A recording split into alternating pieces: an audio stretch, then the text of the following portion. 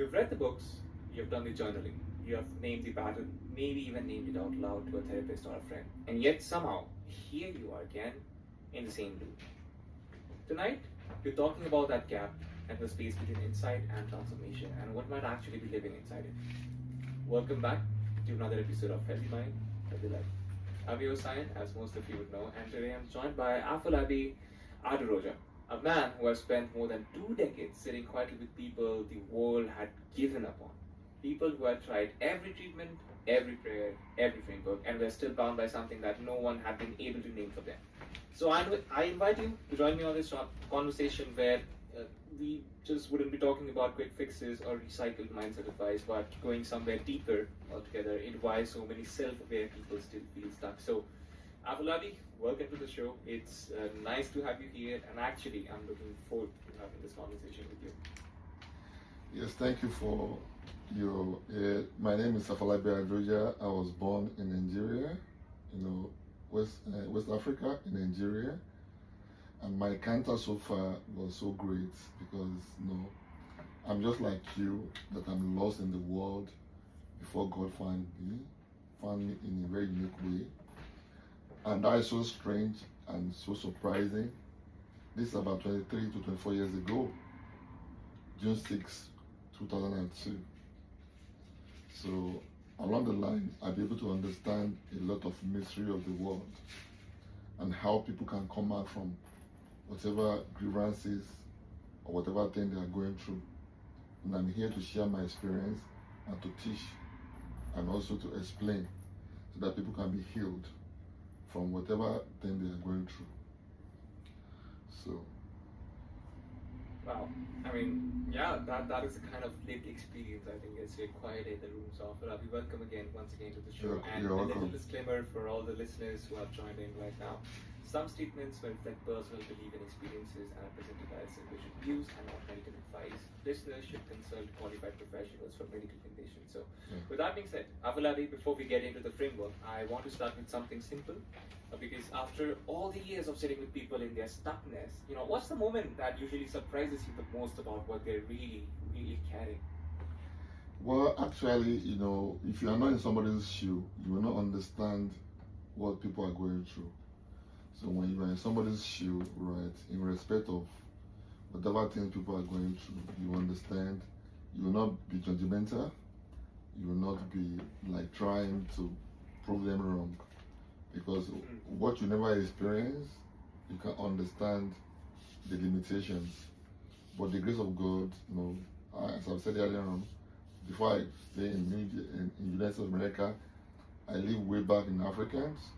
So definitely you should understand African is third world country. So I understand more better about struggles in Africa. So I would never judge anyone in respect of what they are going through. Is only to look for a solution and a way out. That's what it's all about. It's not judgment. That's true, and I think that is ideally how it should be. So I think that is really an important reminder of Ravi, and I really appreciate the way that it's been made. So I want to ask you, you have named something I think a lot of people quite experience but don't have the language. So self-aware people who still feel stuck. So why do you think inside or even deep inside at sometimes doesn't always translate into something transformational, something that has an output? First and foremost, there's one thing people should understand. There's what they call a root. There's always a foundation. Every human being, every human race have foundations. And this foundation is where we always make mistakes. And we can trace our foundation from Genesis, when we talk about Adam's error, Adam and Eve. Actually, some people don't even believe about that, because I think it's there in the Bible and it's also there in the Quran, but there are some particular, they don't believe that. But whether we like it or not, we human beings, we have 4 characteristics.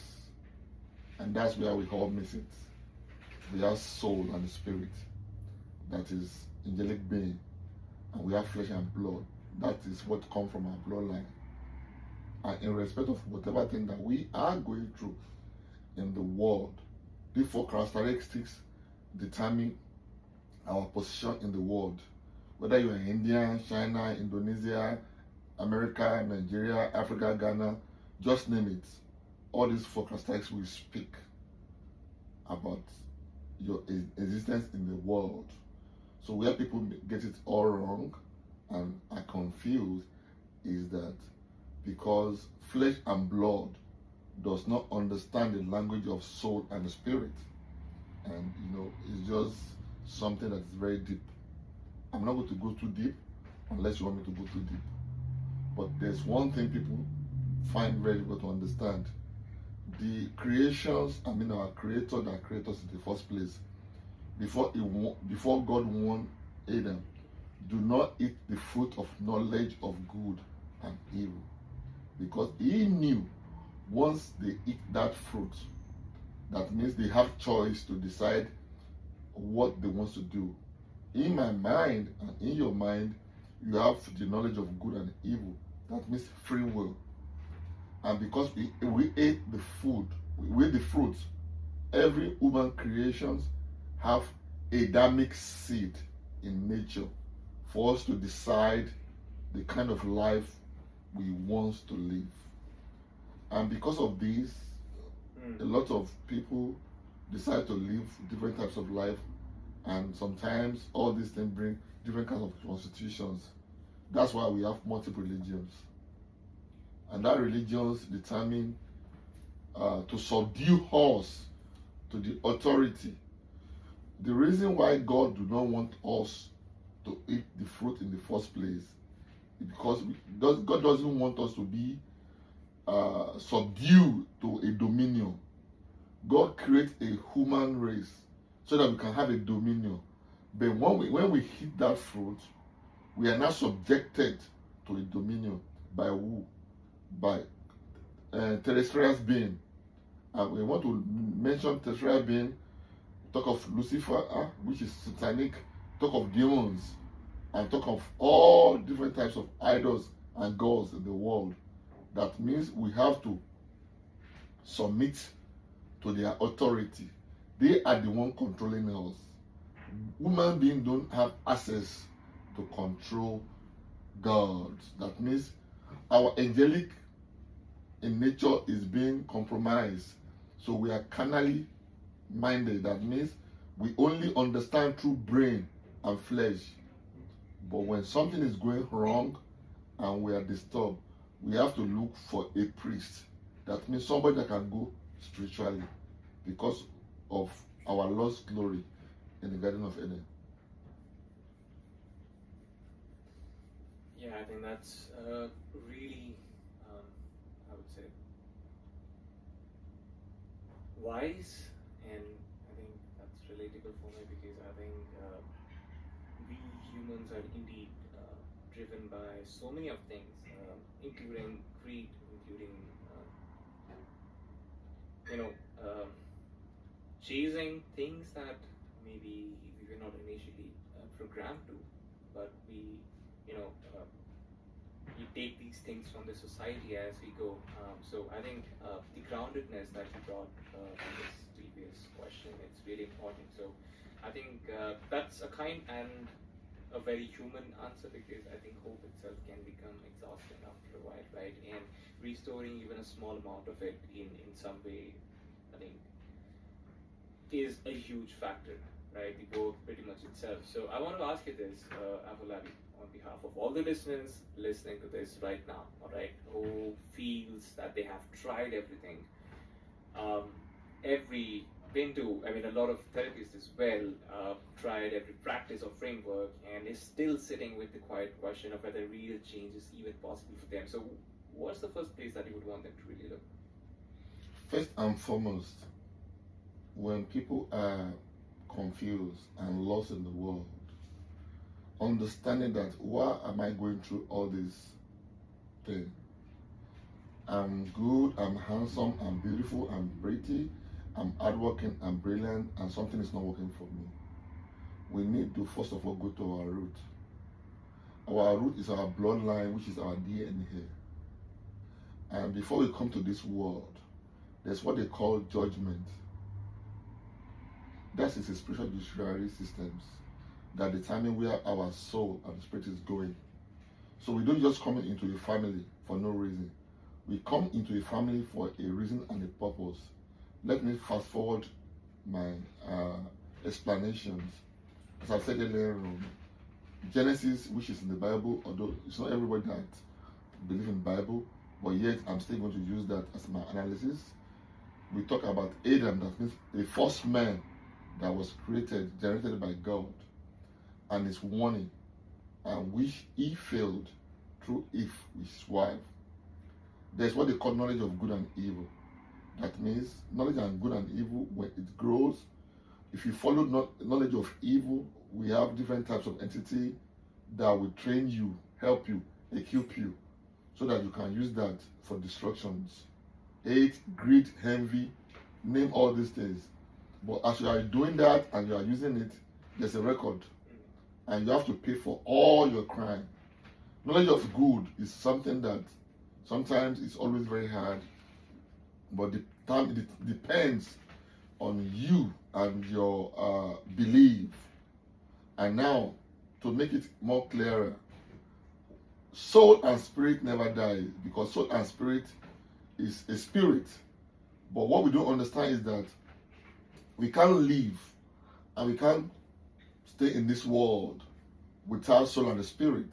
Flesh and blood is just a transportation for us to be a human being in this world. So your soul and the spirit and your flesh and blood is just like a phone that needs a SIM card. You understand me? Right? So that means flesh and blood go through something so that it can be, authorized to stay legally on earth. So if the soul and the spirit is compromised and is judged, it's going to affect the flesh and blood, which is our bloodline. And the judgment is what most of the people do not understand. And because the characteristics of demons, legion spirits, and pit of hell that we today don't understand is that they look to your forehead and understand your status. Your status determines your way of life. So, what I'm going to advise people today to understand is that me, I'm a Christian, so I'm going to talk in a biblical way, which is just, if you go to Isaiah 9 verse 6, there's one thing that is written there, that is prophet. Prophet was born even when Jesus Christ came to this world. See, for unto us a child is born, unto us is given, and the government shall be upon his shoulder, and his name shall be called Wonderful, Counselor, the Mighty God, the Everlasting Father, the Prince of Peace. I want you to try as much as possible to hold that. And I proceed further. Isaiah 9 verse 7. Of this increase of this government and peace, there shall be no end upon the throne of. Yes, then they talk about David trying to tell us where in the world that thing we come to an establishment. So, to whoever is listening to me in the world, is that these characteristics, people find it very difficult to understand. People ask me, am I Hindu? I'm a Buddhist? They don't teach me this. I don't understand this. I don't understand what you are talking about. This is not my upbringing. I was not brought up this way. Don't worry. That's cool. That's fine. I'm not trying to judge you. I'm not trying to say cool. But there's one thing I want you to understand is that our God, which is Almighty God, because everybody serves the same God, right? In different way. You have to first of all know how you yourself works. Are you attracted to evil? Are you attracted to good? This thing justify what is going to help you to discover yourself. Wow, that's a very broad answer, and I love that how you started at looking at yourself and maybe sitting down and looking for answers. And I think just to add, I would want to say real change starts when you are desperate to change. Okay, and I'm going to say this again: real change starts when you're desperate to change. How bad do you want yourself to change, for good, for bad, whatever your objectives are. It might be subjective. But ultimately, it's that hunger for change. Can I please can I please tell me, let me just give you a secret of the world. Yeah, sure. Do you want to listen? Now, assuming somebody is judge and he finds himself in a prison, and then the system of the prison is programmed. That means they have laws in the prison systems, and you are so intense that you want to outsmart prison law. Is it possible? Is it possible? No, I would say no. Yes. If you want change, is it by trying to break the prison or trying to humble yourself and then look for a way out? What are you going to choose?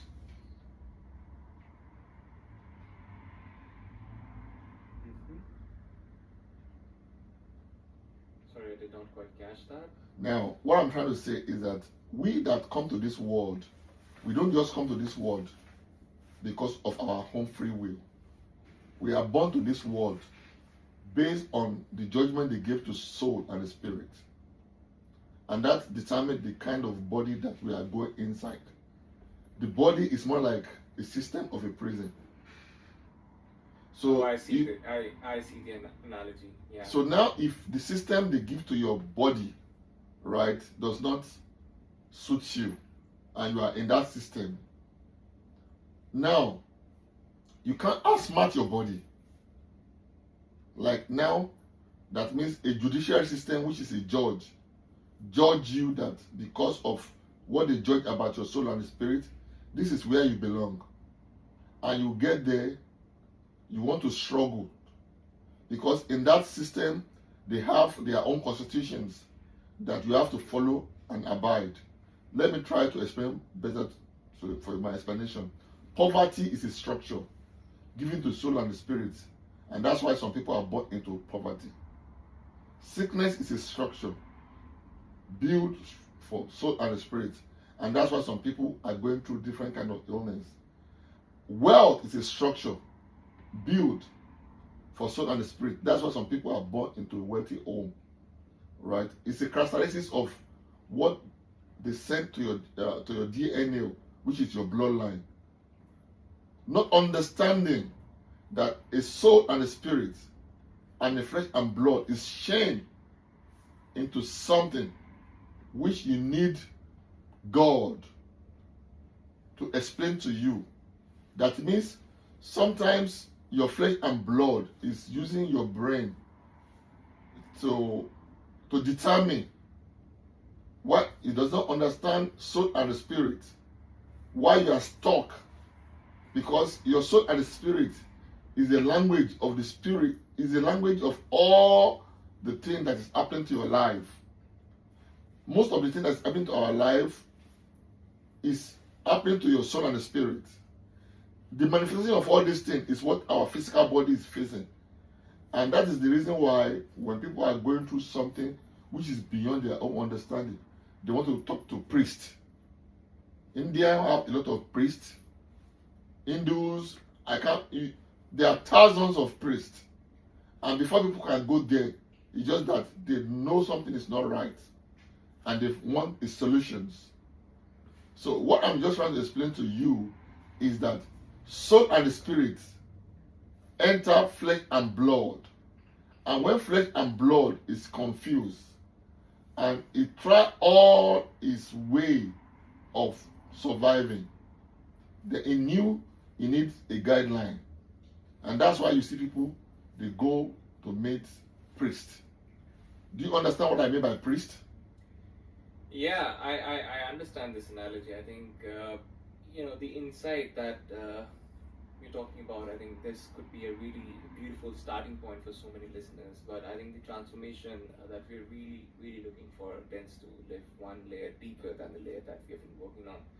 And the example that you gave about the prison, I think that really resonated with me. And I think finding that deeper layer is, I would say, rarely fast, but it's almost, I mean, always possible. So that is what I would want my listeners to, take away from this conversation because, Afolabi, I think this has really been a very insightful and a conversation filled with wisdom. So I would love to ask you before we close this, I would love for listeners to be able to find you and connect with you, connect with your work. So where's the best place for them to reach out to you at?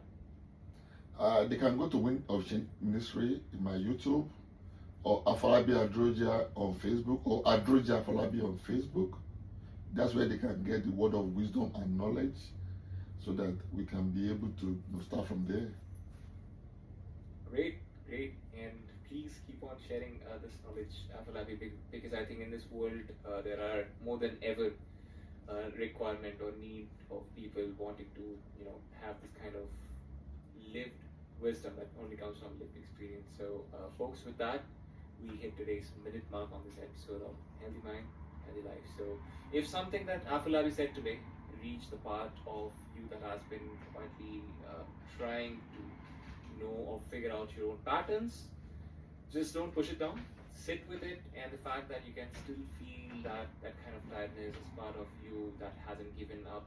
I think that's the part worth listening to. So this has been Cyan on the Healthy Mind, Healthy Life. Take care of your mind, folks. Look honestly underneath your patterns, and please to search for that change. And I'll see you in the next episode real soon. Thanks so much. Welcome. Yes, I'm blessed. Yeah, thanks so much.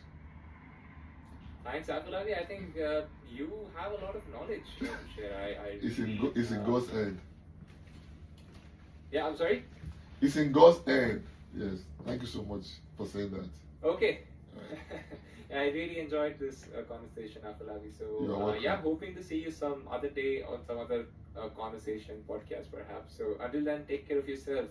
And you too. Guys.